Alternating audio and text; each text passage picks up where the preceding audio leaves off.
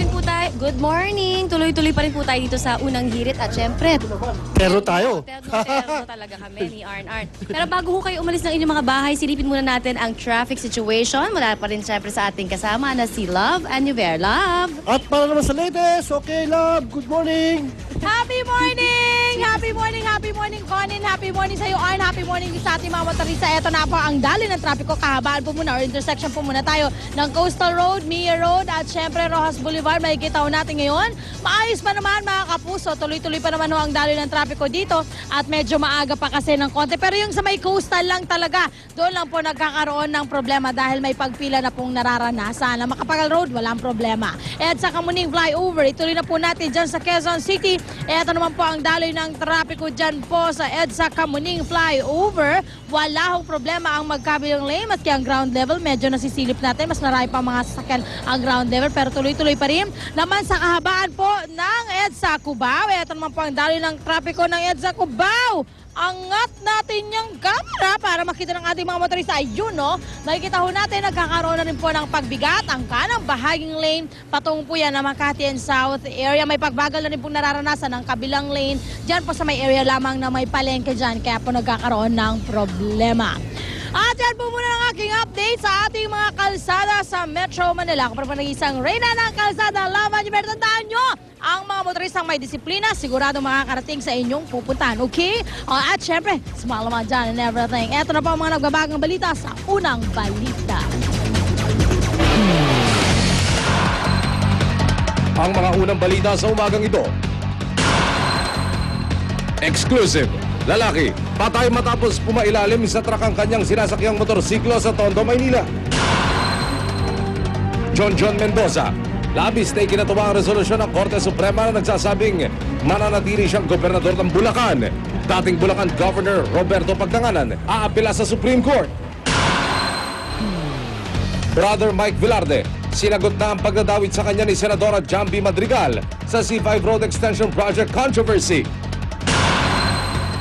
Malawak ang kilos protesta, ikinakasana ng mga estudyante sa Lunes, kaugnay sa nakaambang tuition hike sa PUP. Sunog sa India, 4 ang patay. Sa United Kingdom, mga bata, sinasanay sa laboratorio para mahilig sa siyensya. At Brad Pitt, dumalo sa premiere ng isang action comedy film sa London. Huwag pahuli, tutok na sa unang balita. Magandang umaga, darito na mga unang balita.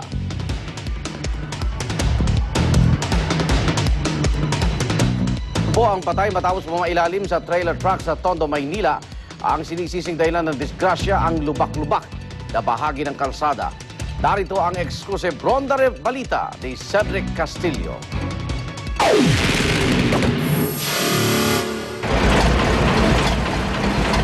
Mistulang ipinagsiksikan sa ilalim ng trailer truck na ito ang isang lalaking rider at ang kanyang motorsiklo ng eksklusibong bakuna ng GMA News sa kahabaan ng Road 10 tapat ng dating Smoky Mountain sa Tondo, Maynila.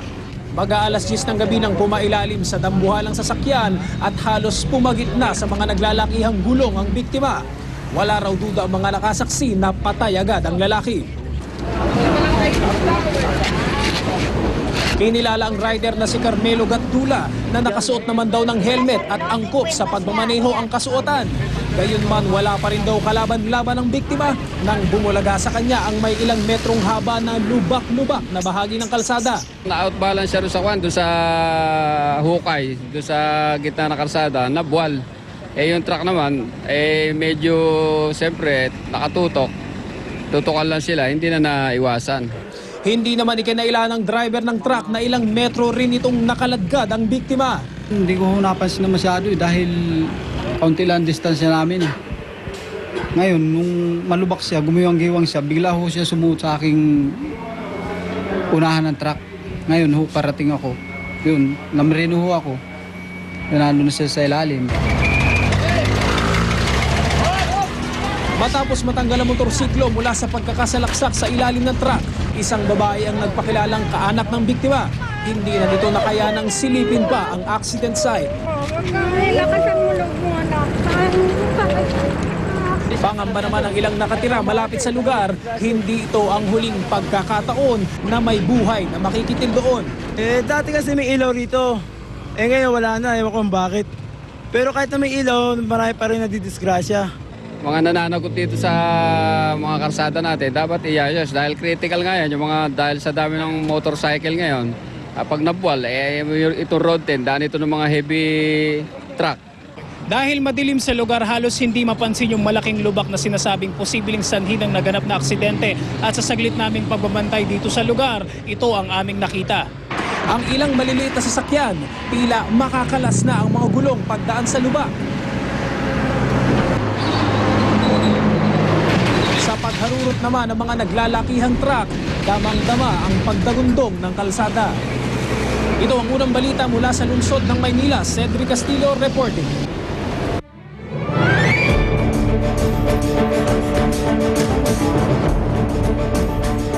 Mananatiling gobernador ng Bulacan si Jonjon Mendoza. Silipin natin ang sitwasyon sa Kapitolyo ng Bulacan sa live report ni Trisha Zafra.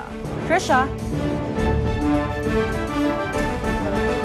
Rhea, tahimik dito sa Kapitolyo ng Malolos, Bulacan sa mga oras na ito dahil sa ngayon tapos na ang agawan ng liderato rito sa Kapitolyo matapos ibaba ng Korte Suprema ang desisyon nito kahapon.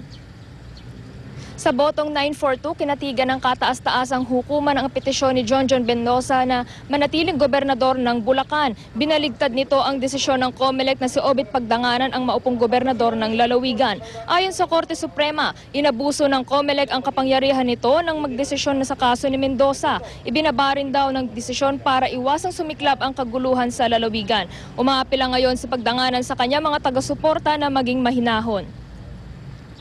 Samantala, Rhea, hindi pa pinal ang desisyon na yan ng Korte Suprema at meron pang 15 araw ang kampo ni Pagdanganan para umapila. Rhea? Maraming salamat, Trisha Zafra. Nag-uulat live mula sa Malolos, Bulacan.